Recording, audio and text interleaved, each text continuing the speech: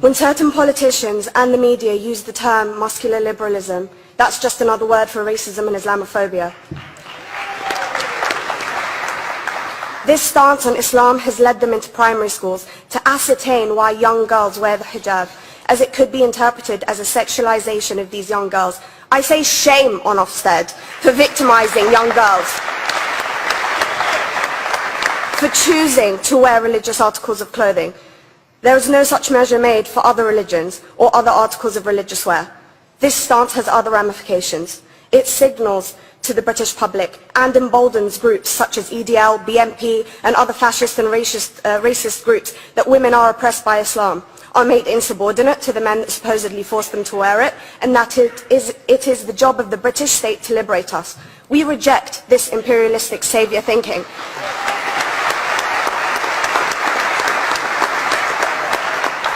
And I am here to state for all people who choose to practice their beliefs openly that we are not oppressed by our faith. Islam is not one homogeneous block. There are Muslim women who do not wear the hijab, and that is their interpretation of their faith. The Quran beautifully states, "La ikraha fid din," which translates to, "There is no compulsion in religion." My faith has given me the right to choose 1,400 years before the Universal Declaration of Human Rights told me I could. A fun fact for you, conference. My dad didn't want me to wear the hijab. I chose to. Those of faith, thank you. Those of faith should have the right to choose to wear their articles of faith. Sikhs wearing the turban, Jews wearing the kippah, or Christians wearing the crucifix.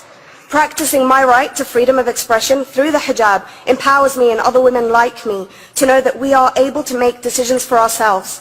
Through the hijab, women like me feel empowered to overcome the social expectations of sexualization that is relevant and has currently resulted in many cases of anxiety and worse. I can speak for myself and others like me. At school, I was able to focus more on the thoughts that were running through my mind than how good I looked to the world. The NUT has supported a woman's right to choose when it comes to pregnancy. I want conference to support my right to wear the hijab.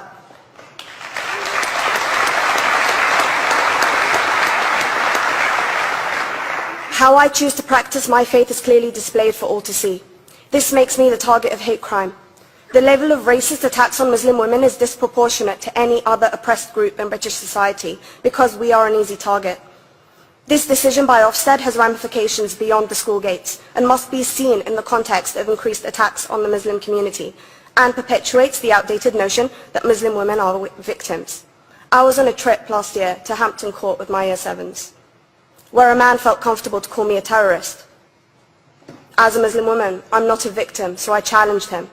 He denied it. I'm sure you've heard of the Punish a Muslim Day. It's been spoken about a few times already this morning. And as a Muslim, I'm actually quite optimistic. They're trying to limit it to one day. That's 364 less than normal.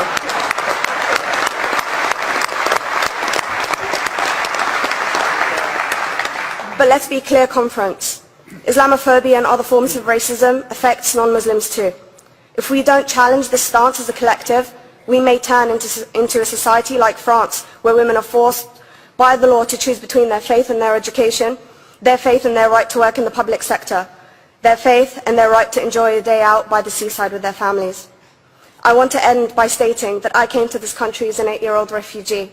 We are Palestinians, forced out of our land in 1948. We lived in third world conditions, similar to those in Calais for 60 years. Here, I received the support I needed to study law at university and become a secondary school citizenship and PSHE teacher and a school rep. An injury to one is an injury to all, and I want to thank the Union for its stance on all oppressed groups, in particular mine, Palestine. Thank you, conference. Thank you, Latifa.